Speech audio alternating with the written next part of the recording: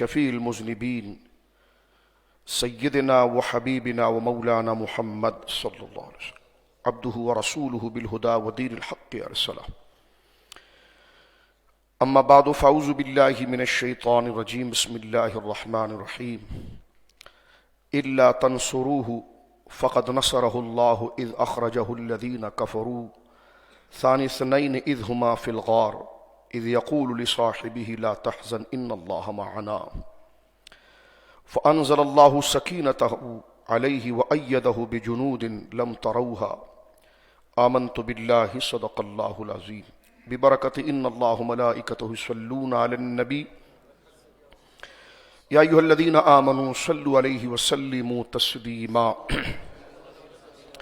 اللهم صل على سيدنا وحبيبنا ومولانا محمد وبارك وسلم صلاة وسلاما عليك يا سيدي يا حبيبي يا رسول الله كلهم من رسول الله ملتمس غرفا من البحر أو رشفا من الديم منزه عن شريك في محاسنه فجوهر الحسن فيه غير منقسم مولاي صل وسلم دائما سرمدا على حبيبك خير الخلق كلهم محبوب رب عرش ہیں اس سبز قبہ میں پہلو میں جلوہ گاہ عتیق و عمر کی ہے سادین قاقران ہے پہلو ہے ماہ میں جھرمٹ کیے ہیں تارے تجلی قمر کی ہے مولا علی نے واری تیری نیند پر نماز اور وہ بھی عصر سب سے جو اعلیٰ خطر کی ہے صدیق بلکہ غار میں جاں اس پہ دے چکے اور حفظ جاں تو جانے فروز غرر کی ہے ثابت ہوا کہ جملہ فرائض فروع ہیں اصل الاصول بندگی استاجور کی ہے اللہ کی حمد و ثنا نبی محترم نبی معظم صلی اللہ علیہ وسلم کی بارگاہ مقدسہ میں انتہائی محبت و عقیدت کے ساتھ درود و سلام پیش کرنے کے بعد تمام تعریف اللہ وحدہ لا شریک کے لیے ہے جمادی الثانی کا یہ مبارک مہینہ اللہ رب العالمین جل وعلا کے فضل و انعام کو لے کر ہمارے درمیان موجود ہیں اور اس اسلامی مہینے کا افتخار یہ ہے کہ انبیاء کے بعد اولین و آخرین کے اندر سب سے برگزیدہ اور افضل شخصیت حضور سیدنا ابو بکر صدیق رضی اللہ تعالی عنہ کا یہ مہینہ یوم وصال اور آپ کے عرس کا مہینہ ہے لہٰذا قرآن و سنت سے تعلق رکھنے والے اور قرآنی آیات اور احادیث پر ویسے ہی ایمان رکھنے والے جیسے ایمان رکھنے کا حق ہے وہ اس مہینے کے اندر بالخصوص کیونکہ حضرت ابو بکر صدیق رضی اللہ تعالی عنہ قرآن کی ایک نئی متعدد آیات اور ایک نئی متواتر احادیث اور امت کے اجماع اور چاہے وہ تصوف کے ائمہ ہوں یا علم کلام کے ہوں یا فقہاء کے ہوں امت کا اس بات پر مکمل قطعی اجماع ہے کہ جناب سید عالم صلی اللہ علیہ وسلم کی اس امت میں بالخصوص اور بعد انبیاء تمام برگزیدہ انسانوں میں بالعموم جو افضل ترین شخصیت ہے وہ حضرت ابو بکر صدیق رضی اللہ تعالیٰ عنہ کی ذات گرامی ہے لہٰذا ہم نے چاہا کہ قرآن کریم فرقان حمید کی ان آیات کا یک بعد دیگر مطالعہ کیا جائے اور دیکھا جائے کہ قرآن مجید فرقان حمید نے کہاں کہاں پر اس برگزیدہ شخصیت کے اخلاص اور بنیادی خدمت کو خراج تحسین پیش کیا ہے تو وقت کے اختصار سے صرف ہم نے کیونکہ بڑے مجمع اور انشاءاللہ جب آپ کے عرس کی تاریخ کا اعلان انشاءاللہ کرنے کا ہم شرف پائیں گے تو تفصیل کے ساتھ پھر اس میں اللہ کے فضل سے ایک تفصیلی ذکر کرنے کی بھی سعادت پائیں گے لیکن جمعۃ المبارکہ کے اندر جو ہمارے پاس ایک مختصر سا وقت ہے اس میں قرآن کریم فرقان حمید کی بنیادی آیات اور ان ہستیوں کے ذکر کے ساتھ اللہ رب العالمین کا یہ کلام جو ان کے اخلاص اور ان کے مقام اور ان کی بزرگی کو بیان کرتا ہے اور قرآن کریم کے سامنے پھر ہر قسم کا شک ہر قسم کا شبہ وہ اس طرح بہہ جاتا ہے جس طرح ایک سمندر کے سامنے تنکا بہہ جاتا ہے تو تاریخ یا حالات یا روافظ یا خوارج یا ملعونین کی جانب سے حضرت ابو بکر صدیق رضی اللہ عنہ کی برگزیدہ ذات پر کیے جانے والے حملے قرآن کریم کے اس نور کے سامنے ایک ذرے کی بھی حیثیت نہیں رکھتے۔ لہٰذا امت کو یہ چاہیے کہ صحابہ کرام اور بالخصوص حضرت ابو بکر صدیق رضی اللہ عنہ کی افضلیت، اولیت، مقام، اخلاص، اور اللہ نے جو آپ کو صحبت مصطفیٰ کریم صلی اللہ علیہ وسلم کے طفیل بزرگی کا مقام عطا فرمایا ہے، تو تاریخ کے میٹھے اور کڑوے اور سچ اور جھوٹ کے ماحول میں الجھنے کی بجائے جو قرآن کریم ان ہستیوں کی تاریخ ہے اور اس رب کا کلام ہے کہ جو ظاہر کے ساتھ ساتھ دل کو بھی جانتا ہے، نیات کو بھی جانتا ہے، جو موجودہ حال میں وقت میں کیے جانے والے خیر کے کام کے ساتھ ساتھ بندے کے انجام، مال اور خاتمے کو بھی جانتا ہے، تو جہاں ایسی زبردست تاریخ اور ایسے زبردست احوال کسی کے ذکر کر دیے جائیں تو اس کے بعد کسی قمی اور کسی تہرانی اور کسی ملونین کی طرف توجہ یقیناً کسی اہل ایمان کی نہیں ہونی چاہیے۔ آج جس قرآن کریم کی آیت کا ہم نے سب سے پہلے سلسلہ شروع کیا ہے یہ سورۃ التوبہ ہے، اور سورۃ التوبہ کی آیت نمبر 40 ہے۔ اس پوری ایک آیت کے اندر واقعہ ہجرت کو قرآن کریم نے ذکر کیا ہے۔ حضرت ابو بکر صدیق رضی اللہ تعالیٰ عنہ حضور سید عالم صلی اللہ علیہ وسلم کے ساتھ اس ہجرت میں شریک رہے۔ اس آیت کا ترجمہ اور اس کی تفسیر پیش کرنے سے پہلے امت کا جو اجماعی عقیدہ ہے وہ آپ کی خدمت میں پیش کیا جاتا ہے۔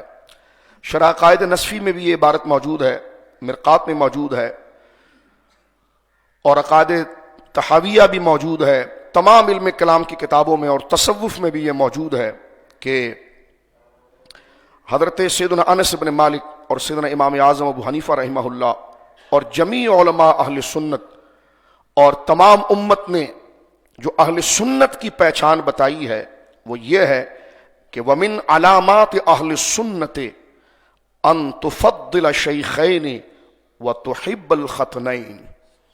اہل سنت کی علامت یہ ہے کہ وہ حضرات شیخین یعنی امت کی شیخ استاد کو بھی کہتے ہیں، بزرگ ہستی کو بھی کہتے ہیں، تو ان دو ہستیوں کا لقب ہی اہل سنت کے نزدیک شیخین کا ہے، جو ان کی بزرگی، ان کے مقام، ان کی افضلیت اور اولیت کو بیان کرتی ہیں۔ امام اعظم ابو حنیفہ رحمہ اللہ اور تمام علم کلام اہل سنت و جماعت کی علامت یہ ہے کہ سنی کون ہے، نماز، روزہ، زکوٰۃ، حج وہ سب کچھ کرے گا، ضروریات دین کے تمام چیزوں کا وہ اقرار بھی کرے گا، لیکن ان اقرار کے ساتھ اس کی جو روش متوازن ہے وہ کس طرح آشکارا ہوگی، تو فرما من علامات اہل سنت، اہل سنت کی نشانی اور اہل سنت کی نشانی اور اہل سنت کی علامت کیا ہے، ان تفضل شیخین، کہ وہ ساری امت میں شیخین کو یعنی سیدنا ابو بکر اور سیدنا عمر کو سب سے زیادہ فضیلت دے۔ وَتُحِبَّ الْخَتْنَيْنِ، ختن داماد کو کہتے ہیں، اور اس کے بعد حضرت سیدنا عثمان اور سیدنا مولا مرتضیٰ شیر خدا رضی اللہ تعالیٰ عنہ سے محبت کا وہ اظہار کرے۔ تو یہ چار یاروں کی ترتیب کو اس طرح برقرار رکھنا انشاءاللہ جب درس ہوگا تفصیل کریں گے، لیکن اس میں اہل سنت کی علامت یہ ذکر کی گئی ہے کہ ان چار، کیونکہ یہ چار ہستیاں جو ہیں ساری امت میں افضل طبقہ جو ہے وہ صحابہ کا ہے، اور صحابہ کرام میں سب سے افضل طبقہ جو ہے وہ ان چاروں کا ہے، اور ان چاروں میں جو سب سے افضل ہیں وہ شروع کے دو ہیں، اور دو میں جو سب سے افضل ہیں وہ حضرت ابو بکر صدیق ہیں۔ اس میں کسی کا کوئی اختلاف نہیں ہے، نہ قادریوں کا، نہ چشتیوں کا، نہ نقشبندیوں کا، نہ سہروردیوں کا، نہ حنفیوں کا، نہ مالکیوں کا، نہ شافیوں کا، نہ جناب حنفیوں کا، نہ امام عشری کا، نہ امام ماتریدی کا، یعنی علم قرآن اور حدیث کے جتنے مکتب ہیں تمام کے نزدیک یہ اجماعی عقیدہ ہے، کیونکہ یہ عقیدے کا مسئلہ ہے اور اہل سنت کی علامت ہے۔ تو جتنے اہل سنت ہیں، چاہے وہ خود کو حنفی کہیں، مالکی کہیں، شافعی کہیں، حنفی کہیں، حنابلی کہیں، چاہے وہ حضرت امام ابو منصور ماتریدی رحمہ اللہ کی علم کلام کی تشریحات کو تسلیم کرتے ہوئے اپنے آپ کو ماتریدی کہیں، یا حضرت سیدنا امام ابو الحسن الاشعری رحمہ اللہ کی تشریحات اور تعبیرات اور توضیحات اور ان کی ایکسپلینیشن کو قبول کرتے ہوئے علم عقائد میں خود کو اشعری کہیں یا سلسلہ اخلاق و تصوف و سلوک میں وہ خود کو غوث اعظم کی طرف نسبت کر کے قادری کہیں یا سرکار غریب نواز کی طرف نسبت کر کے خود کو چشتی کہیں یا حضور سیدنا شیخ الاسلام عمر سہروردی رحمہ اللہ کی طرف نسبت کر کے خود کو سہروردی کہے یا میرے آقا حضور سیدنا باالحق سید باالحق نقشبند کی طرف بخاری رحمہ اللہ کی طرف نسبت کرتے ہوئے خود کو نقشبندی کہیں، تو الغرض جتنے بھی علم کے شعبے بنتے ہیں اور شعبے کے جتنے اساتذہ اور امام ہیں جو اہل سنت کہلاتے ہیں، تبذیلی پیر نہیں، جو اہل سنت کہلاتے ہیں، ان کے نزدیک یہ اجماعی عقیدہ ہے کہ اس سنیت کی علامت میں کیا ہے کہ فرمایا کہ من علامات اہل سنت ان تفضل الشیخین، کہ وہ بعد انبیاء ساری خدائی کے اندر ابو بکر و عمر رضی اللہ تعالیٰ عنہما کو فضیلت دیتے ہیں، اور ان میں حضرت سیدنا ابو بکر صدیق رضی اللہ تعالیٰ عنہ کو فضیلت دیتے ہیں، اور جمعے کے خطبے میں ان کا امام ساری امت کی ترجمانی کرتے ہوئے جملہ کہتا ہے کہ افضل البشر بعد الانبیاء بالتحقیق حضور سیدنا ابو بکر صدیق رضی اللہ تعالیٰ۔ یہ اہل سنت و جماعت کا اجماعی عقیدہ ہے، اس میں جھول دکھانے والا سنی نہیں ہو سکتا اور اس کو سنی نہیں کہا جاتا، کیونکہ ہم کوئی فرقہ واریت پر بات نہیں کر رہے ہیں، مکاتب کو ذکر کر رہے ہیں۔ اہل سنت کے مقابلے پر جو مکتب ہے وہ اہل تشیع ہے، ٹھیک ہے۔ ان کا عقیدہ یہ ہے کہ وہ حضرت سرکار مولا کائنات شیر خدا رضی اللہ عنہ کو جو ہے وہ تمام صحابہ میں فضیلت دیتے ہیں، اور یہ ہم نے نہیں کہا، یہ غوث اعظم نے کہا۔ غوث اعظم کی غنیہ اٹھا کر دیکھیں تو غنیہ میں جو غوث اعظم، اور کسی شیعہ کو ناراض بھی نہیں ہونا چاہیے، اس کا عقیدہ یہی ہے۔ ہم یہ کہہ رہے ہیں یہ عقیدہ سنی کا نہیں، آپ کا ہوا کرے، لیکن آپ سنی نہیں ہے کہ لیکن نہیں، تو میں نے کہا جو بولنا بولتے رہیے، لیکن اگر آپ اہل سنت ہے تو پھر یہ نشانی ہے کہ آپ ابو بکر صدیق رضی اللہ تعالیٰ عنہ کو بعد انبیاء تمام امت پر افضل دیں گے۔ یہ کوئی جھگڑے کی بات نہیں ہے، ظاہر سی بات ہے شیعہ اپنے آپ کو شیعہ کہتا ہے، سنی اپنے آپ کو سنی کہتا ہے، اور نہ یہ کوئی فرقہ واریت ہے۔ ایک اویرنس کے لیے، ایک موضوع کو ڈسکرائب کرنے کے لیے، کھولنے کے لیے ان ہستیوں یعنی اس وقت جو مکاتب ہے ان کی ایک تاریخی بات آپ کے سامنے رکھی جا رہی ہے، کوئی تبرہ گالی الزام نہیں لگایا جا رہا۔ اسی بات کو چاہے تصوف میں حضرت غوث اعظم کی کتاب غنیۃ الطالبین دیکھیں تو غنیۃ الطالبین ابھی آپ کے ہاتھ میں موبائل ہے اور اس میں آپ جو ہے ابھی 4G کے ساتھ غنیۃ الطالبین لکھیں تو غنیۃ الطالبین آپ کے ہاتھ میں کھل جائے گی۔ وہ زمانہ تو چلا گیا، غوث اعظم کے شہزادے آج الحمدللہ رانی پور شریف سے تشریف لائے ہیں، اور رانی پور شریف میں جیلانی سادات کی سب سے بڑی درگاہ کے ہمارے بزرگ بھائی سید السادات سید عاصم شاہ صاحب جیلانی دامت برکاتہم العالیہ رانی پور سکھر سے آپ تشریف لائے ہیں۔ تو میں عرض کر رہا تھا کہ غوث اعظم رضی اللہ تعالیٰ عنہ کی جو یہ مبارک کتاب غنیۃ الطالبین شریف، اس کو اگر آپ دیکھیں گے تو اس کو جیسے ہی آپ نے ڈاؤن لوڈ کیا تو ڈاؤن لوڈ کرنے کے بعد اس کی انڈیکس میں آپ جائیں گے تو غوث اعظم رضی اللہ تعالیٰ عنہ نے اسلام کا نام لے کر جو مکتب اپنے آپ کو پکارتے ہیں ان کا تعارف اور ان کی ہسٹری اور ان کی پوری خد و خال ذکر کیا، جیسے خارجی کون ہوتا ہے، معتزلی کون ہوتا ہے، سنی کون ہوتا ہے۔ تو جہاں غوث اعظم نے یہ باب باندھا ہے نا کہ شیعہ، تو وہاں غوث اعظم لکھتے ہیں کہ شیعہ وہ ہے جو حضرت علی کو تمام صحابہ پر فضیلت دیتا ہے۔ بات ہوگی، یعنی یہ عقیدہ شیعہ کا ہے۔ اور اہل سنت کا کیا عقیدہ ہے کہ وہ تمام امت میں بعد انبیاء حضرت ابو بکر کو فضیلت دیتا ہے۔ تو گویا کہ ریڈ لائن کھینچ گئی ہے، عقیدے اس طرف واضح ہو چکے ہیں، تو لہٰذا اس میں خود کو اہل سنت کہلا کر وہ عقیدہ ایڈاپٹ نہیں کرنا چاہیے جو اہل سنت کا نہیں ہے۔ جس طرح شیعہ کبھی بھی وہ عقیدہ نہیں لے گا کہ جو اہل سنت کا ہے، تو اہل سنت کے جعلی پیروں کو ایسی کیا حاجت پڑ گئی ہے کہ وہ خود کو سنی کہلائیں، قادری کہلائیں، چشتی کہلائیں، پھر بات وہ کریں جو رافضیوں کی ہے، شیعہ کی ہے۔ تو لہٰذا اس لیے بات سننے سے پہلے ابو بکر صدیق کون ہے، قرآن کی آیات ان کے لیے درجنوں ہے، لیکن ان کا اسٹیٹس اور مرتبہ کیا ہے، تو اس حوالے سے پہلے یہ نظریہ اور ایک لائن میں یہ نظریہ سمجھنا لازم اور ضروری ہے۔ کوئی کہہ رہا ہے کہاں لکھا ہوا کہاں، میں نے کہا پہلے عقیدہ سن لو، جب دلائل چلیں گے تو خود ثابت ہو جائے گا۔ آنکھ والا تیری جوبن کا تماشا دیکھے، دیدہ کور کو کیا نظر آئے کیا دیکھے۔ تو ہم اپنا ایک مقدمہ پیش کر رہے ہیں، اور نہ یہ کوئی فرقہ واریت ہے۔ مکاتب کو کسی شیعہ سے پوچھو آپ کے نزدیک انبیاء کے بعد کون افضل ہے، وہ کہے گا حضرت علی۔ تو یہ عقیدہ شیعہ کا ہے۔ اسی طرح آپ آ جائیے سرکار پیر محلی شاہ صاحب کے فتاووں میں آ جائیے، جیلانی سید ہیں، ان کے فتاوے میں پوچھا گیا کہ کیا ہے، تو فرمایا کہ جو حضرت مولا علی شیر خدا رضی اللہ تعالیٰ عنہ کو تمام صحابہ پر افضل کہتے ہیں، فرمایا یہ شیعہ کی بدعت ہے، یعنی سنی نہیں ہے، سنی نہیں ہے، یہی ہم کہتے ہیں۔ اب آپ کا قوال اگر آپ کے آستانے پر آپ کو گمراہ کر رہا ہے یا آپ کو خود چسکا لگ گیا ہے اور آپ قوال پڑھ رہا ہے دمادم مست قلندر علی کا پہلا نمبر، تو ہم یہی کہہ رہے ہیں کہ پھر ان کے ساتھ جا کر بیٹھیے۔ یہ نہیں ہو سکتا کہ آپ بیٹھیں ہمارے ماحول میں ہو اور ہمارے لوگوں کو غوث اعظم کے نام پر، غریب نواز کے نام پر تم شکار کر رہے ہو اور سودا وہ بیچ رہے ہو جو اہل سنت کا نہیں ہے۔ تو ہم اپنے نظریے کے دفاع کے لیے اتنا تو حق رکھتے ہیں کہ کسی پر حملہ نہیں کر رہے، لیکن اپنی سرحدوں کی حفاظت کے لیے کہہ سکتے ہیں برملا کہ آپ کے بزرگ جو مزاروں میں ہوں وہ سب مقبول ہے، آپ کا مرتبہ مقبول ہے، لیکن یہ بولی جو آپ بیان کر رہے ہیں یہ اہل سنت کی نہیں ہے۔ اس بولی کو بیان کرنے کے بعد آپ سنی نہیں رہتے، تو جب سنی نہیں رہتے تو پھر آپ پیر بھی نہیں رہتے، آپ مرشد بھی نہیں رہتے، آپ کی بیعت اپنے پیچھوں سے بھی ٹوٹ جاتی ہے اور اگلے جو ہے وہ ایسی فارغ ہو جاتے ہیں۔ تو یہ ایک شرعی حکم واضح کرنا پڑتا ہے۔ ظاہر سی بات ہے علماء مثل قاضی کے ہوتے ہیں، جب ان کے پاس جو مسئلہ آئے گا وہ صحیح ہوگا یا غلط ہوگا اس کا وہ حوالہ دیں گے، وہ کسی کو ہاتھ سے پکڑ کر ایسا نہیں بناتے۔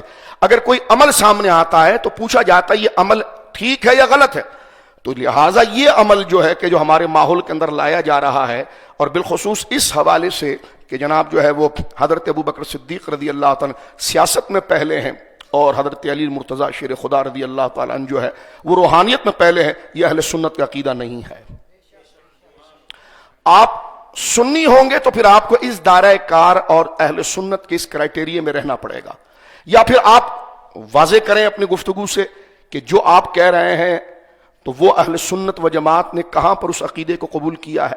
بلکہ اہل سنت جیسا غوث اعظم کی ایک بات میں نے عرض کر دی، آپ نے جہاں خوارج کا ٹائٹل دیا اور نیچے خارجیوں کی تعریف لکھی کہ خارجی یہ اس قسم کے لوگوں کو خارجی کہا جاتا ہے، اس قسم کے لوگوں کو اہل سنت کہا جاتا ہے، تو جہاں شیعہ کا ٹائٹل دیا، کوئی میں غصہ نہیں کر رہا، نہ میں کوئی فرقہ واریت، آپ پڑھے لکھے لوگ ہیں، بندہ پڑھتا ہے نا، پڑھنے کا یہ تو نالج کا دور ہے، تو جہاں غوث اعظم شیعہ کا لفظ لکھتے ہیں تو وہاں پر وہ یہ بات لکھتے ہیں کہ شیعہ کا عقیدہ یہ ہے کہ وہ حضرت علی شیر خدا رضی اللہ عنہ کو تمام صحابہ پر افضل کہتے ہیں، اور خود جب لکھنے آتے ہیں تو فرماتے ہیں فقیر کا عقیدہ یہ ہے غوث اعظم رضی اللہ عنہ۔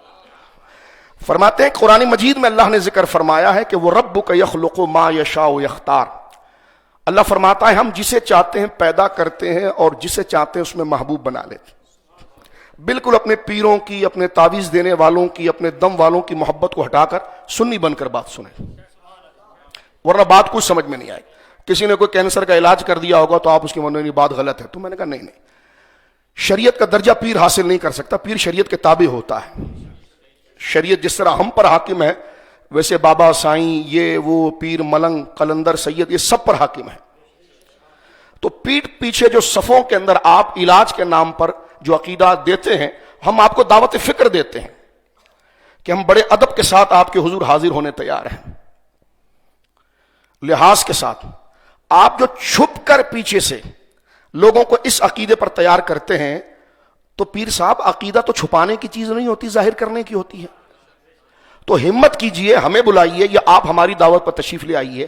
جو پیچھے آپ سیٹوں کے کان بھرتے ہیں تو ہمیں بھی بتائیے نا کہ وہ کہاں سے لے کر آپ آتے ہیں۔ سودا غوث اعظم کا اور اتنا بڑا دجل، غوث اعظم فرماتے ہیں کہ اللہ رب العالمین ارشاد فرماتا ہے یہ میں اپنی دینی فریضے کو پورا کرنے کے لیے بات کر رہا ہوں، ورنہ یہ باتیں اتنے اعلان اعلان کرنا، لوگ کہتے ہیں اس کی کیا ضرورت ہے۔ میں نے کہا جس کو قبر یاد ہوگی اس کی سب سے بڑی ضرورت ہے۔ اب آپ دیکھیں، ایک بات کر کے پوری امت کو جھوٹا کر دینا یہ کوئی نیکی ہے؟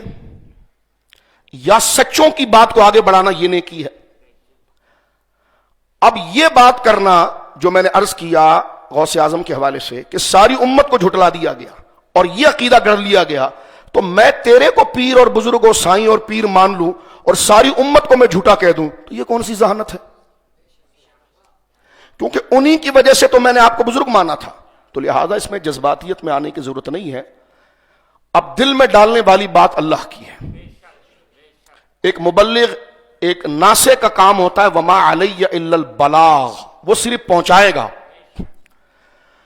اور اللہ کی بات کو لینے کے لیے دل سے ساری چیز نکالنی پڑتی، برادری، ماں باپ، یہ، اور دل کو خالی کرنا پڑتا ہے کہ دل میں بات صرف اللہ کی آئے گی. تو اگر میں اور آپ واقعی میں اللہ کے بندے ہیں، ظاہر سی بات ہے، ایک جملہ یہاں بھی سن لیجئے، مومن وہ ہے جو کسی سے محبت کرتا ہے تو اللہ کے لیے، اور دشمنی کرتا ہے اللہ. یہی عمل اللہ کے نزدیک سب سے افضل ہے. سرکار سے پوچھا گیا کہ قیامت کے دن وہ ولی کون ہوں گے جن کو اللہ منبر پر بٹھائے گا؟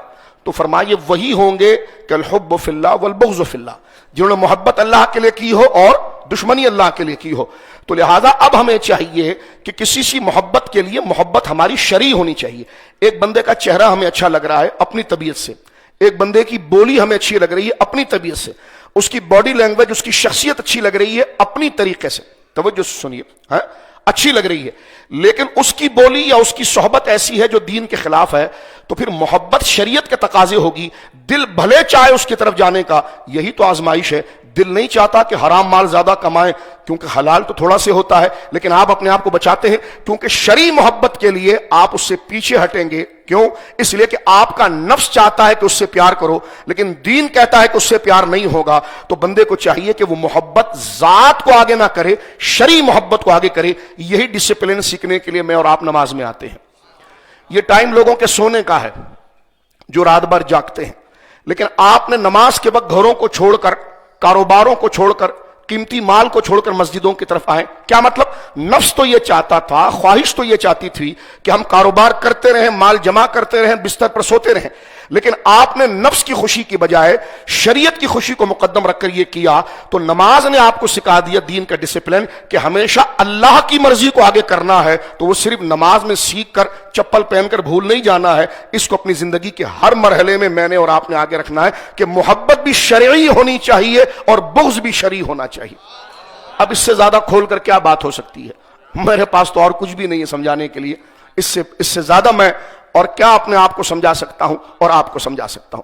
غوث اعظم رضی اللہ تعالیٰ عنہ کا ایک جملہ سنیے، پھر میں چند باتیں عرض کرتا ہوں کیونکہ یہ پہلی تقریر ہے، اس لیے ہم اس پر یہ مقدمہ ذکر کر رہے ہیں. اور میں عرض کر رہا ہوں میں دلائل نہیں پڑھ رہا، میں بھی عقیدہ پڑھ رہا ہوں. جو بے چین ہو رہا ہوگا یہ کہاں پر ہے تو ملاقات کر لے، یا پھر اگلے جمعے کا انتظار کرے، یا پھر 10 تاریخ کو جو حق 4 یار کانفرنس اس میں تشریف لے آئے. وقت زیادہ ہوتا ہے تو اس پر اس میں دلائل پھر ایکسپلین. یا کل رات ہماری شاہ فیصل کی پوری تقریر اس موضوع پر تھی، وہ نیٹ پر موجود ہے، اس کو سماعت کر لیں کہ افضلیت کا معیار کیا ہے. اپنے آپ کو شیخ کل نہ بنائیں. آپ یقیناً پروفیسر ہوں گے، ڈاکٹر ہوں گے، تاجر ہوں گے، آپ کی بزرگی سر آنکھوں پر ہے، لیکن اپنے اس منصب کو شریعت کے آگے نہیں لانا. یہ کیسے ہو سکتا ہے؟ یہ فلاں کیسے ہو سکتا ہے؟ تو میں نے کہا یہ جو امت پوری ایک بات کر رہی ہے اور آپ ایک بات سوچ رہے ہیں، تو قرآن تو کہتا ہے وَيَتَّبِعْ سَبِيلَ غَيْرَ سَبِيلِ الْمُؤْمِنِينَ نُوَلِّهِ مَا تَوَلَّى وَنُصْلِهِ جَهَنَّمَ وَسَاءَتْ مَصِيرًا. جو مسلمانوں کے اجماعی راستے کو چھوڑ کر الگ راستہ اختیار کرے، تو اللہ فرماتا ہے کہ جب اس نے امت کے اجماع کو چھوڑ کر الگ چلا تو ہم اس کو لوٹنے کا راستہ نہیں دیتے، ادھر ہی اس کو دھکا لگاتے ہیں. اور اگر ہماری بات کسی کو بری لگتی ہے اور وہ کہتا ہے کہ نہیں ہمارا یہی نظریہ ہے، تو مطالبہ بھی یہی ہے نا کہ آپ مائک پر آ کر اس چیز کو کھول کر بیان کر دیں کہ حضرت ابوبکر صدیق رضی اللہ عنہ سب سے افضل ہیں. اور صرف بول کر بیان کرنا کافی نہیں، اس کا جو منکر ہو اس کا حکم بھی لگانا پڑے گا. مثلا جس طرح آپ یہ کہیں جی میں نماز کا پابند ہوں، نماز کو فرض جانتا ہوں، لیکن ساتھ میں آپ کتنے سچے ہیں تو یہ بھی بتانا پڑے گا کہ جو نماز چھوڑے گا اس کا کیا حکم ہے. ون وے ٹریفک نہیں چلائیں گے آپ، دونوں حکم بیان کریں گے. آپ یہ کہیں گے کہ نماز فرض ہے، اچھا اب میں اور آپ اس قول میں کتنے سچے ہیں؟ تو دوسرا سوال ہوگا جو نماز چھوڑے تو آپ کہیں گے بالکل فاسق معلن ہے، گناہ کبیرہ کا مرتکب ہے، جہنم میں لے جانے والا کام ہے. جب جا کر ہمارے اس قول کی سچائی ثابت ہوگی کہ واقعی میں ہم نماز کو فرض مانتے ہیں.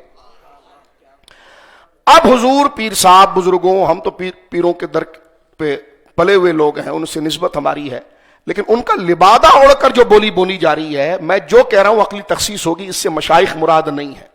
اس سے ان کا حلیہ لے کر یا پھر نادانی میں چل پڑے ہیں وہ لوگ اور کسی کی خوشامد میں آ کر بولی بول رہے ہیں، اور پھر جب کچھ کہا جائے تو کہا جاتا ہے کہ نہیں ہم حضرت ابوبکر صدیق کو افضل مانتے ہیں. ٹھیک ہے، اب حکم بنیے کہ جو نہیں مانتا اس کا کیا حکم ہے، یہ واضح کریں. ادھر سے بھاگ جاتے ہیں تو اس کا مطلب کہ آپ کا دال میں کالا نہیں، دال پوری کالی ہے. اور اس میں گھبرانے کی کیا ضرورت ہے؟ آپ کہہ دیجئے کہ جناب وہ سنی نہیں ہے. یہ جملہ کہنے میں کہ جب غوث پاک کہہ رہے ہیں तमाम उम्मत कह रही है, ठीक है, तमाम उम्मत, सारे सूफिया कह रहे हैं, हम, आप कलम लीजिए और लिखिए कागज पर कितनी किताबों के आपको तसव्वुफ के हवाले चाहिए। तो क्यों उम्मत की राह को छोड़कर अपनी राह आप इख्तियार करते हैं, खुद भी गुमराह की राह चलते हैं, लोगों को गुमराह करते हैं। आप कब्र में चले जाएंगे, ऊपर गुंबद भी बन जाएगा, हिसाब आपको देना पड़ेगा। वो जो गुंबद बन गया फायदा सरिये और सीमेंट वाले का होगा, और फूल डालने आपको हिसाब देना पड़ेगा कि आपने मुरीद को क्या सिखाया था। तो बंदा तनहा रहकर अपना हिसाब नहीं दे सकता, तो इतने लोगों का जो फॉलो कर रहे हैं उनका कैसे हिसाब देगा। तो मैं मस्जिद शरीफ में बैठकर, अल्लाह हमारी नीयतों को गवाह है, इससे बड़ी क्या बात हो सकती, कसम हो सकती है कि हमारा इशारा किसी जानिब जात के तौर पर नहीं है। जो शरई हुक्म है कि जब हम अपना सौदा बेचने के लिए, अपनी प्रॉपर्टी की ऑनरशिप साबित करने के लिए हम जिस तरह निच्योर होते हैं, तो अल्लाह के दीन के लिए भी तो संजीदा होकर एक राह को इख्तियार करें ना कि दोनों पढ़ने में पांव रखें। तो लिहाजा इस हवाले से बात, गौसे आजम का जुमला आप सुनिए, बात पूरी क्लियर हो जाएगी। गौसे आजम बुनियत तो तालिबीन शरीफ में फरमाते हैं, उसूल दीन में फरमाते हैं, और दाता साहब रहमतुल्लाह अलैह की कश्फुल महजूब उठाकर देखिए। अब दाता साहब को भी हम पढ़ेंगे ना, तो वो दाता साहब का लंगर भी खाते हैं, गौस पाक का लंगर भी खाते हैं। नीचे कमेंट्स में आकर कुछ और बात, मैंने कहा मुझे क्यों बोल रहे हो, मैंने जिसकी पढ़ी किताब पढ़ ली है उस पर हमला करने की जसारत करो। और अब मैं गौस पाक को पढ़ रहा हूं तो ये हमारे खिलाफ आ जाएंगे, अब ये बात तुमने ये कहा। मैंने कहा ठीक है, हम तैयार हैं, लेकिन कुछ इनायात उस गौस पाक की तरफ भी आप करें, अलयाज़ु बिल्लाह, जिनके नाम पर आप कादरी बने हुए, कादरी बनाते हैं, कुछ उधर भी बोले। अब मैं दाता साहब को पढ़ रहा हूं, गौस पाक को पढ़ रहा हूं, तो चाहिए कि आप उस किताब की तरफ आए कि हवाला गलत दिया है तो आप बात करें, किताब नहीं है तो आप बात करें। लेकिन जब सब कुछ लिखा हुआ है तो आप हमसे क्यों बराह रास्त हो रहे हैं, आप गौस पाक को समझाइए। अलयाज़ु बिल्लाह, समझ रहे। तो ये चापलूसी होती है, नहीं ये क्या कह दिया, फला हदीस में तो ये आया है। तो मैंने कहा तो गौस पाक को बताइए ना कि फला हदीस में ये आया, तो आपने ये क्यों लिखा। तो इन उलमा को बताइए ना, हम तो सिर्फ मुबल्लिग बात आगे बढ़ा रहे हैं, हम कोई मुज्तहिद तो नहीं है। तो लिहाजा ये गोरख धंधे के सुराख को बंद करने के लिए मैंने ये बात की है। और जब अल्लाह के लिए आप सुन्नी है तो फिर हर्ज क्या है अपने अकीदे को वाज़ेह करने के लिए, ठीक है जी। अब आप गौर कीजिए, हमें पता ही इस जुमले को लोग नहीं सुनना चाहते, क्योंकि लोगों में दुनियादारी इतनी है कि वो कहते हैं बस आए मौलाना टाइम पास करें। लेकिन आप ना सुनना चाहें, आपकी मर्जी है, यह दीन की जिम्मेदारी है। इसको अगर फसीलें टूट जाएं और दीवारें गिर जाएं और भेड़िए अंदर आ जाएं, तो ऐसे चौकीदार का फायदा क्या है कि जो दीवारें गिरता हुआ देखे और लोग अंदर घुस जाए, वो कहते मैं तो अपनी कुर्सी पर बैठा रहूंगा। तो मुसल्ला हमारे पास रहेगा, हम ये बात करेंगे, मुसल्ला ले लीजिए, फिर आपकी सफ में बैठेंगे तो हमारा हक ही नहीं होगा, हम बात नहीं करेंगे। गौसे आजम रज़ी अल्लाह तआला अन्हु कहते हैं कि रब ने फरमाया, व रब्बुका यख्लुकु मा यशाउ यख्तार, कि अल्लाह रब्बुल आलमीन फरमाता है कि हम जिसे चाहते हैं पैदा करते हैं और जिसे चाहते हैं उसमें महबूब बनाते हैं। फिर गौसे आजम कहते हैं कि अल्लाह रब्बुल आलमीन की कुदरत का तरीका यह है, वख्तार मिन कुल्लि शैइन अरबा, वो मखलूक में जितने तबके, जैसे पत्थरों का एक आलम है, दरख्तों का एक आलम है, इंसानों का एक आलम है, जिन्नातों का एक आलम है, फरिश्तों का एक आलम है। तो गौसे आजम बड़े कमाल के मुबल्लिग भी थे ना, और खतीब भी थे। तो अब इस आयत को आप खिताबत से एक्सप्लेन करते हैं, और यही खतीब का काम होता है कि भारी बात को आसान मिसाल के साथ ले आए। तो गौसे आजम जहां मुज्तहिद मुफस्सिर थे, वहां बड़े अजीम फसीह बली खतीब भी थे, और उसी खिताबत की वजह से पूरी दुनिया के अंदर इस्लाम फैला, और बिलखुसूस इराक बगदाद के अंदर जिन्होंने कलमा पढ़ा। कोई जाहिल होगा जो उनकी तारीख को नहीं जानता, हो कहते तुम गौस पाक को मानते हो। तो मैंने कहा कुछ पढ़ा है उनको, कल नहीं। तो मैंने कहा पढ़ लो फिर एतराज करना ना, क्यों आप अल्लाह के नेक बंदों के खिलाफ बातें करते हो। आप पढ़ लो, आप जितना टाइम अपने धंधे को देते हो, तो आप इख्तलाफ से पहले पढ़ लो ना कि जो हम बात कर रहे हैं ये आप क्या पीर पीर कर रहे हो। तो मैंने कहा आपने इनकी जरूरत को कभी पढ़ा है कि इनको मानना क्यों जरूरी है, कि लगे नहीं। तो मैंने कहा फिर सवाल क्यों, आप इन पर सवाल नहीं करो। जिस तरह के लिबरल किस्म के लोग, ये दुनियादार व्यापारी, आता कुछ भी नहीं है, उनको अपनी मर्जी सुननी होती है। एक जगह तकरीर हुई, वहां सूद का कारोबार होता था, तो मौलाना पर पाबंदी थी मस्जिद की तरफ से कि सूद पर तकरीर नहीं करेंगे आप। मुझे कहा कि मैंने मिलादुन नबी था, हमने कहा आज तकरीर ही सूद पर होगी। वजह यह कि अल्लाह के दीन को तुम गिरा रहे हो, अपनी मर्जी से चलाना चाहते हो, तो वो उस मौलवी पर एक रहमत उतरेगी जो उस किसी की खुशनुदी के लिए अल्लाह के अहकाम से चोरी की जा रही है। तो अब आप गौर कीजिए, गौसे आदम फरमाते हैं अल्लाह की आदत यह है और तरीका यह है कि वह हर मखलूक में से 4 को लेता है वख्तार मिन कुल्ली शैइन अरबा, फरमाया कि जिस तरह देखो मलाइका है, मलाइका में अल्लाह ने 4 को, लाखों करोड़ों अरबों कितने मलाइका है पता नहीं, गौसे आजम कहते हैं अल्लाह ने उनमें से 4 को तजवीज किया, जिब्राइल, मीकाइल, इसराफील, इजराइल अलैहिस्सलाम। फिर फरमाते हैं सुम्मा अख्तार मिन अरबाते वाहिद, फिर उन 4 में से एक को बड़ा बनाया, वो जिब्राइल। फिर आगे खिताबत में इसको समझा रहे हैं, फरमाते हैं इसी तरह अल्लाह रब्बुल आलमीन ने अंबिया में 4 को तजवीज किया, 1,24,000 कम बेश जितने भी हो। फरमाया इब्राहिम, मूसा, ईसा, मोहम्मद सल्लल्लाहु अलैहि वसल्लम।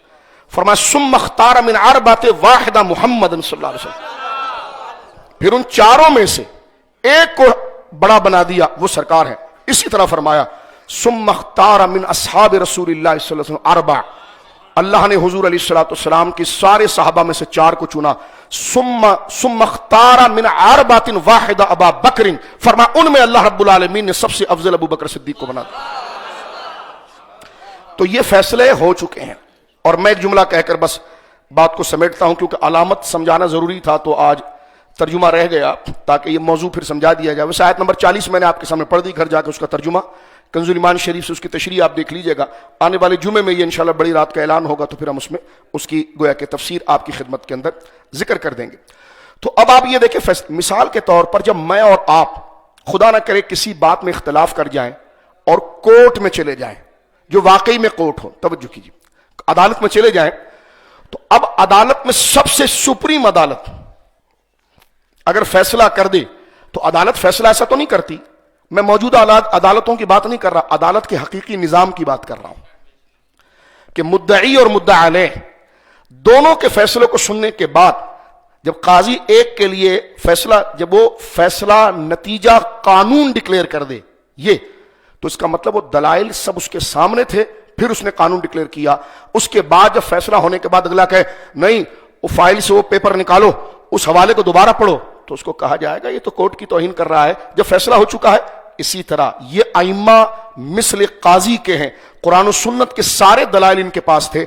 अब जो ये जुमला कह रहे हैं हजरत इमाम अबू हनीफा कि मिन अलामात अहले सुन्नत अन तुफद्दिल शैखैन, सुन्नी होने की अलामत यह है कि वह हजरत सैयदना अबू बकर और उमर को सबसे बड़ा मानेगा। ये वो दलाइल सुनने के बाद कानून डिक्लेयर कर दिया गया है, जब कानून आ जाए तो दलाइल की फाइल नहीं खोली जाती, कानून को फॉलो किया जाता है। ये एक सिंपल तरीका मैंने आपको बताया, और ये अहले सुन्नत है, हमारे अकीदे लिखे हुए, समझे हुए, पढ़े हुए, साबित और मुकर्रर किए हुए हैं। ये नहीं कि अकीदे के लिए बाद में कोई सिस्टम आएगा। जो अकीदे हैं, अगर अहले सुन्नत के अकीदे ही मुसल्लम नहीं है तो फिर इसकी हकानियत की दलील क्या है? तो अकीदे इसके मुसल्लम हैं, और उनकी जिन कुछ उलमा की जिम्मेदारी होती है कि वो तफसीर पर बहस करते हैं, कुछ उसमें सरकार के अखलाक पर बहस करते हैं। एक उलमा की जमात वो होती है जो खास उससे मिलने वाला नजरिया और अकीदे पर बहस करते हैं। ये अकीदा हजरत अबू बकर सिद्दीक रज़ी अल्लाह अन्हु की अफजलियत का, ये तो ऐसा इजमाई है कि मुफस्सिर भी यही बात करता है, फकीह भी यही बात करता है, सूफी भी ये बात करता है, इल्म कलाम वाला भी ये बात करता है, मुज्तहिद भी बात करता है। यही बात इमाम अहमद करते हैं, यही बात इमाम शाफी करते हैं, यही बात इमाम अबू हनीफा करते हैं। तो लिहाजा इस हवाले के साथ ये बात यहां पर आ गई कि मिन अलामात अहले सुन्नत अन तुफद्दिल शैखैन व तुहिब्बल खतनैन, के अल्लाह रब्बुल आलमीन जल्ला वाला ने जो अहले सुन्नत को मकाम दिया, उनकी निशानी यह है कि वो 2 लफ्जों में अहले सुन्नत की तारीफ होती है कि अबू बकर और उमर को सबसे बड़ा मानेगा, और उस्मान और अली के साथ वो मोहब्बत करेगा, और इन चारों का अदब करेगा। आजकल एक बड़ा जबरदस्त मफरूजा चल रहा है, तबादला ख्याल पर जुमा, ये समझ लीजिए आप, क्योंकि हजरत अबू बकर बहुत बड़ी शख्सियत है, तो उससे पहले कुछ अवेयरनेस आ जाए तो फिर हम उस तरफ चलें। आजकल कुछ जगह से एलामिया जारी हो रहा है, उसमें कहा जाता है कि जनाब सारे सहाबा में 4 अफजल हैं और खत्म। मैंने कहा हिम्मत करो ना, 4 एक जैसे हैं तो फिर अफजल कौन हुआ? अफजल तो एक ही होगा। मैंने कहा जब यहां तक आप आ गए और आपको झटके लग गए हैं कि सुन्नी रहना है तो ये बात माननी पड़ेगी, तो ये जो बात लिखी जा रही है कि सारे सहाबा में, सारी उम्मत में सहाबा अफजल हैं और सारे सहाबा में 4 अफजल हैं, तो 4 एक साथ अफजल हैं, तो आपकी वो पुरानी तकरीरें कहां गई, ये तहकीकात कहां गई? तो 4 पर ही सिर्फ आप रुक गए कि 4 अफजल है। अब सवाल अगले का होगा इनमें दर्जे एक जैसे हैं, ये मसावी हैं? तो अहले सुन्नत का ये इजमाई फैसला है कि दर्जे एक जैसे नहीं है। जैसी इनकी खिलाफत है वैसी इनकी अफजलियत है, वैसी इनकी रूहानियत है, वैसी इनकी विलायत है। بالکل شاہ عبدالعزیز صاحب کے تحفہ ثنا شریف جو گھر جا کے پڑھ کے دیکھیے، امام ربانی کے مکتوبات پڑھ کے دیکھیے، یہ اصولی چیزیں ہیں. تو توجہ سنیے. الحمدللہ ہمارے یہاں باپ کے حقوق پر بھی خطبہ پڑھا جاتا ہے، اماں کے حقوق بھی پڑھا جاتا ہے. 4 جمعے اس وقت حرام و حلال، کرپشن اور امانت و صداقت پر ہو گیا ہے. لیکن آپ اگر ایک ہی تقریر سننا چاہتے ہیں تو اپنے میٹھے مبلغ کو بلا کر سنیے. یہ مسجد ہے، یہاں پر قرآن کے ہر ٹاپک پر گفتگو ہوگی، جس کا جیسا موقع ہوگا. ٹھیک ہے، تو جیسا موقع ہوتا ہے. 6 جمعے پہلے گزرے الحمدللہ، اس میں رزق حلال، امانت، صداقت، دیانتداری، اس پر بات ہوئی ہے. اب جب مہینہ حضرت ابوبکر صدیق کا ہو گیا ہے تو میں آپ کی مرضی کی تقریر نہیں کر سکتا. جس کا یوم آیا ہے اس کی عظمت و شان کو بیان کریں گے، کیونکہ آپ راضی ہو، ہماری تو درخواست یہ، لیکن ناراضی ہو آپ کی مرضی ہے، لیکن رب کو تو ناراض نہیں کریں گے. یہ قرآنی آیتیں کیا چھپ کے رہ جائیں گی کہ دنیا کو پتا چلے کہ جناب یہ وہ ہستی کا ذکر آ رہا ہے جس کو خدا نے یہ درجہ دیا اور کہا اس کی تسکین کے لیے، حبیب کہو اس سے ان اللہ معنا، ابو بکر گھبرانا نہیں، اللہ ہم دونوں کے ساتھ ہے. یہ جملہ کسی اور کے لیے نہیں آیا، یہ جملہ کسی اور کے لیے نہیں آیا میرے دوستو بزرگوں. لہٰذا یہاں پر ایک حدیث پاک میں پڑھ دیتا ہوں آپ کے سامنے. حدیث پاک کے اندر آیا، یہ بخاری شریف کی حدیث ہے، حدیث نمبر 3688 3688. یہ اصل دلائل نہیں ہے، یہ مقدمہ ہے. حضرت انس بن مالک کہتے ہیں ان رجلا سأل النبی صلی اللہ علیہ وسلم عن الساعہ، ایک بندے نے حضور علیہ السلام سے قیامت کے بارے میں پوچھا. فقال، اور اس نے کہا، عرض کی، یا رسول اللہ صلی اللہ علیہ وسلم، یعنی معنی میں متی الساعۃ، یا رسول اللہ قیامت کب آئے گی؟ حضور نے ارشاد فرمایا وماذا اعددت لها، تو نے کچھ تیاری کر رکھی ہے اس کے لیے؟ صحابی ہوں. ایک روایت میں آتا ہے کہ میں نے کیا تیاری، کوئی تیاری نہیں، کہ نہ صدقہ ہے، نہ نماز ہے، نہ روزہ ہے، کچھ بھی تیاری نہیں ہے. اس کا مطلب نہ وہ نماز چھوڑتے تھے نہ صدقہ چھوڑتے تھے. فرمایا کیا سب کچھ ہے لیکن اس پر اعتماد نہیں ہے. تو سرکار یہی پوچھ رہے ہیں کہ تو نے تیاری کی ہے جو قیامت کا پوچھ رہا ہے؟ کیونکہ قیامت تو امتحان کا وقت ہے. امتحان کا وہ پوچھے سر ایگزام کب ہوں گے، تو ٹیچر پوچھے گا کوئی تیاری کی ہے، کہ تیاری تو نہیں، تو کہا تو کیسے پوچھ رہا ہے ایگزام کب ہے؟ تو قیامت کا دن تو امتحان اور ایگزام کا دن ہے. تو حضور نے فرمایا کہ تم نے تیاری کی ہے؟ قال لا شیء، کسی چیز کی کوئی تیاری نہیں، کوئی تیاری نہیں یا رسول اللہ. یعنی سب پڑھ رہے ہیں لیکن کہتے ہیں کہ پڑھا تو سب کچھ ہے، مانا یہ ہے، لیکن بھروسہ نہیں ہے کہ یہ قبول ہوگا کہ نہیں ہوگا. یہ خوف خدا، اللہ اکبر، اللہ کی مرضی ہے. آج ہم اپنے خاندان اور اپنی نسبت سے سمجھتے ہیں کہ ہم کچھ بھی کریں خدا بخش دے گا. فاروق اعظم کہتے ہیں کہ کل قیامت کا دن ہو اور اللہ رب جو قطعی جنتی ہیں، آپ ارشاد کہ خدا سے امید ہو تو پھر خوف بھی اسا ہو مستغنی ہے. کہتے ہیں قیامت کا دن ہو اور اللہ رب العالمین یہ فرمائے کہ سب رک جاؤ، ایک بندہ جنت میں جائے، تو حضرت عمر کہتے ہیں مجھے بڑی خوشی ہوگی کہ میرا ہی نام لیا جائے گا. یعنی امید دیکھیں کتنی رب سے. اب خوف دیکھیے، فرما قیامت کا دن ہو اور یہ کہا جائے کہ سب جنت میں جاؤ، ایک بندہ رک جائے، تو کہا مجھے ڈر رکھتا ہے کہ وہ میں ہوں. اس لیے حضور نے فرمایا کہ ایمان امید اور خوف کے مجموعے کا نام ہے. 2 نوافل کر لی، 4 غریبوں کو کھانا کھلا دیا، کسی اچھے بزرگ سے مرید ہو گئے، کسی بڑے خاندان میں پیدا ہو گئے، اس پر مست ہو گئے. تم ہماری تعظیم کرو کیونکہ تم ہمارے مرید ہو، تمہیں جنت میں جانا ہے، ہم کو چومو، ہمیں کسی کی کوئی پرواہ نہیں. تو یہ بیجا امیدیں بندے کو باطل کرتی ہے. جو پہلی قوم غرق ہوئی اس کی وجہ یہ تھی کہ صرف امیدوں کے پیچھے چلے اور خوف کو انہوں نے ملحوظ نہیں رکھا. فاروق اعظم جیسی برگزیدہ شخصیت کے قول کو دوبارہ ذہن میں رکھیے گا. فرما سب جنت میں چلے جائیں، ایک رک جائے، فرماتے میں ڈرتا ہوں کہ وہ میں تو نہیں. اور فرما سب رک جاؤ، ایک جنت میں چلے جائیں، تو فرما مجھے امید ہے وہ میں ہی ہوں گا. تو یہ امید اور خوف کا مجموعہ. تو سرکار دو عالم صلی اللہ علیہ وسلم شاہ فرماتے ہیں کہ قیامت تو اپنے ٹائم پر آئے گی، تو نے قیامت کے لیے کیا کیا ہے؟ کہتے ہیں حضور لا شیء، کوئی تیاری نہیں ہے، الا مگر ایک چیز ہے اس لیے پوچھ رہا ہوں. یعنی بتانا یہ چاہ رہے وہ ایسی چیز ہے کہ جاؤں گا تو 1 گریڈ میں پاس ہو جاؤں گا، وہ ایک چیز میرے پاس ایسی ہے. فرمایا لا شیء، تیاری کچھ بھی نہیں ہے، لیکن الا انی احب اللہ ورسولہ، لیکن میں اللہ سے اور آپ سے محبت کرتا ہوں. اور یہ بھی ایک عمل ہے نا، محبت بھی تو ایک عمل ہے نا. یہ عمل سارے عملوں پر اتنا بھاری ہے کہ حضور نے فرمایا انت مع من احببت، پھر جا جس سے محبت کرتا ہے قیامت میں اسی کے ساتھ ہوگا. قال انس، حضرت انس جو سرکار کے خادم میں 10 سال حضور کی خدمت کی صلی اللہ علیہ وسلم، کہتے فما فرحنا بشیء فرحنا بقول النبی صلی اللہ علیہ وسلم انت مع من احببت فرمایا اسلام لانے کے بعد کبھی مجھے اتنی خوشی نہیں ہوئی جتنی خوشی حضور کی زبان سے یہ جملہ سن کر ہوئی کہ جو جس سے محبت کرے گا اس کے ساتھ ہوگا.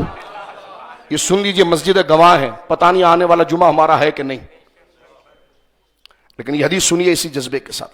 انسان پلاننگ کرتا ہے، موت کو ہٹاتا ہے. یہ حدیث کو سننا ہے تو دنیا کے ساتھ موت کو کمبائن کر کے اس حدیث کو سنیے. کہتے ہیں کہ اسلام لانے کے بعد معنی اس کا یہ بنے گا مفہوم، مجھے سب سے زیادہ خوشی فما فرحنا بشیء فرحنا بقول النبی، سب سے زیادہ خوشی ہمیں ایک تو جو حضور نے کلمہ پڑھایا تھا اس کی ہوئی، اور دوسرا اس کی ہوئی کہ جو بندہ جس سے محبت کرے گا اسی کے ساتھ ہوگا. تو قال انس، حضور سے حضرت انس نے ایک بات اور کی، یعنی معنی کے طور پر، حضور یہ بات اسی بندے کے لیے ہے، آپ نے اس کو یہ اجازت دی ہے کہ جو جس سے محبت کرے گا اسی کے ساتھ ہوگا، یا سب کے لیے ہے؟ تو سرکار نے یہی فرمایا ہوگا سب کے لیے، کیونکہ آگے جملہ. تو پھر کہتے ہیں مجھے اجازت ہے میں بھی اپنا اظہار کروں جب اس بندے نے کر دیا. اس نے تو آپ کے سامنے کھڑے ہو کر کہہ دیا کہ میں آپ سے محبت کرتا ہوں اللہ سے، تو پھر میں بھی آپ کا خادم ہوں، میں بھی کچھ لے لوں. اور ان کی برکت سے پھر ساری امت کی بات آئی. سرکار نے فرمایا بولو، تو فرمایا فانا احب النبی و ابا بکر و عمر. یہ اہل سنت کا منہج ہے. فرمایا یا رسول اللہ صلی اللہ علیہ وسلم، میں آپ سے محبت کرتا ہوں، اور یہ ابو بکر جو ہے نا ان سے محبت کرتا ہوں، اور یہ عمر جو ہے نا ان سے محبت کرتا ہوں. وَأَرْجُو أَنْ أَكُونَ مَعَهُمْ بِحُبِّ إِيَّاهُمْ، اور امید کرتا ہوں انہی کے ساتھ رہوں گا قیامت میں، جنت میں بھی انہی کے ساتھ جاؤں گا. لیکن آگے فوراً بتاتے ہیں وَإِن لَمْ أَعْمَلْ بِمِثْلِ أَعْمَالِهِمْ، ان کی طرح نیک نہیں ہوں اس لیے جنت میں نہیں جاؤں گا کہ میں نے ان کی طرح عمل کر لیا ہے یا ان کی طرح بزرگ ہو گیا ہوں. فرمایا ان کی طرح عمل والا نہیں ہوں، محبت ان سے کرتا ہوں اس لیے جنت میں جاؤں گا. تو یہ مرتبے بھی بتا دیے اور نسبت کا تقاضا بھی بتا دیا. تو لہذا آج کے جمعے میں ہم نے بس تھوڑے سے یوں سمجھیے کہ تراشے ذکر کیے ہیں اور گویا کہ باتوں کو سمجھنے کی کوشش کی ہے. آیت کا صرف ترجمہ سن لیجئے. اگر تم رسول کی مدد نہیں کی، اگر تم نے رسول کی مدد نہیں کی تو بے شک اللہ ان کا مدد کر چکا. جب کافروں نے ان کو بے وطن کر دیا، اس حالت میں وہ دو میں سے دوسرے تھے. ثانی اثنین، دو میں سے دوسرے. ثانی کہتے ہیں دو کو، اثنین بھی کہتے ہیں دو کو. اب دو میں سے دوسرے، ایک حضور ایک ابو بکر. یہ حضور ہیں یہ ابو بکر ہے، یا پھر یہ حضور ہیں یہ ابو بکر ہے. تو خلیفہ بلا فصل کس کو کہتے ہیں؟ جو نبی کے بعد ہو. تو ثانی اثنین کا معنی کیا ہے؟ حضور کے بعد ابو بکر. یہ تو قرآن نے ذکر کیا، یہ لفظ پورے قرآن میں کسی صحابی کے لیے نہیں آیا. فرمایا ثانی اثنین، وہ دوسرے میں سے جو دوسرا تھا. اذ ہما فی الغار، وہ دونوں غار کے اندر تھے. اذ یقول لصاحبہ، اور اس نے اپنے صحابی سے کہا. یہ لفظ بھی قرآن میں کسی کے لیے نہیں آیا، یہ صرف صدیق اکبر کے لیے صحابی کا لفظ آیا. لا تحزن، ڈرنا نہیں، ان اللہ معنا، اللہ ہمارے ساتھ ہے. یہ نہیں کہا کہ اللہ میرے ساتھ ہے، فرمایا ہم دونوں کے ساتھ ہیں. کیا فرمایا؟ اللہ ہم دونوں کے ساتھ ہیں. اور یہاں پر بڑی زبردست بات ابن العربی نے ذکر کی ہے. فرمایا جب حضرت موسیٰ علیہ السلام کے سامنے جب فرعون آ کر کھڑا ہوا تو آپ نے اس وقت جملہ کہا تھا ان معی ربی سیہدین، میرے ساتھ. معی ادھر ہے معنا، معی واحد متکلم ہے. میرے ساتھ میرا اللہ ہے جو مجھے منزل تک پہنچائے گا. علماء نے لکھا آپ نے پوری قوم کو ساتھ میں کیوں نہیں ملایا، صرف اپنے لیے کیوں کہا کہ میرے ساتھ معی، میرے ساتھ اللہ ہے؟ فرمایا اس لیے کہ اللہ کی طرف سے آپ کو علم تھا کہ یہ ساری قوم بچڑے کو پوچھ کر مرتد ہو جائے گی، اور منافق کے ساتھ اللہ کیسے ہو سکتا ہے.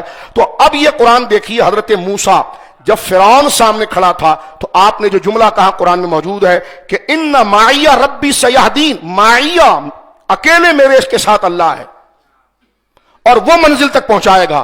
اور حضور نے یہ نہیں کہا ابو بکر ڈر نہیں، ان معی میرے ساتھ اللہ ہے، نہیں، ان اللہ معنا، میرے اور تیرے ساتھ دونوں کے ساتھ اللہ ہے. اور یہ اشارہ دے دیا کہ ابو بکر صدیق دین پر قائم ہے، مخلص ہے، اور یہ اتنا عظیم ہے کہ حضرت موسیٰ کی قوم کی وہ امت موسیٰ علیہ السلام کے بعد مرتد ہونے والی تھی، اس لیے ان کے لیے معیت نہیں کی، اپنی معیت کا صرف ذکر کیا. لیکن ابو بکر تو وہ تھا کہ حضور کے سامنے بھی اور حضور کے زمانے کے بعد 2 سال جتنے مرتد ہوئے سب کو ختم کرنے والا بھی یہ تھا، اسلام کو کھڑا کرنے والا بھی تھا. اس لیے فرمایا ان اللہ معنا، اللہ میرے اور تیرے ساتھ ہے. اور فرمایا ابو بکر ڈرتا کیوں ہے؟ ما ظنک اللہ ثالثہما، ہم 2 تھوڑی ہیں، تو کیا گمان کرتا ہے ایسے بھی کوئی 2 ہوں گے جس کا تیسرا خدا ہوگا؟ اللہ رب العالمین جل والا اس کی برکت سے ہمارے لیے اپنی آسانیاں فرمائے اور اس ذکر کے صدقے اللہ رب العالمین ہر مسلمان کے گھر کو آبادی دے اور ہمیں صالحین کا ادب کرنے کی، ماں باپ کا ادب کرنے کی، شریعت کا احترام کرنے کی توفیق عطا فرمائے۔ فرض نماز کی بات کریں، فرض بیٹھے۔